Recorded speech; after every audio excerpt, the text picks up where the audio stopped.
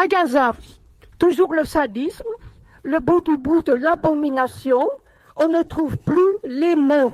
Vous savez l'histoire de la famine, vous savez peut-être moins que pour contrôler la population gazaoui, l'armée a armé un voyou sorti de prison, Al-Shabaab, et sa bande, c'est eux qui sont censés contrôler les Gazaouis. Comble de la perversion, samedi, Israël a annoncé que les Palestiniens n'étaient plus autorisés à mettre les pieds dans la mer, alors qu'il fait une chaleur torride. Et la mer sert aux Palestiniens à la fois pour se rafraîchir, pour laver leur linge, etc. Interdiction.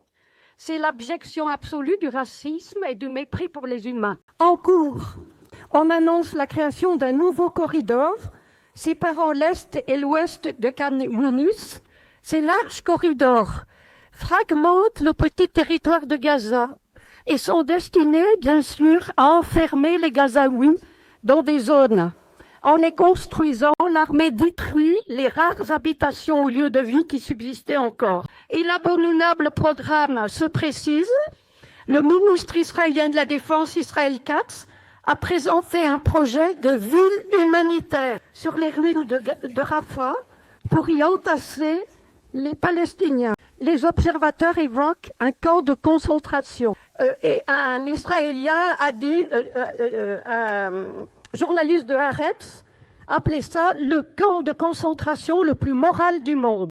Nous le savons, il faut le redire, sont prévus le camp de concentration, mais aussi des expulsions vers des pays que l'on aura sans doute payés. Trump sortira le porte-monnaie pour être complice d'un nettoyage ethnique. Magnanime, Netanyahou a déclaré « Si les gens veulent rester, ils peuvent rester, mais s'ils veulent partir, ils doivent pouvoir partir. » Cela ouvrirait de fait la voie à une annexion du territoire de Gaza par Israël à long terme, un scénario soutenu par une grande partie des alliés d'extrême droite du Premier ministre. En Cisjordanie, guerre silencieuse d'Israël, village après village, raid de l'armée, village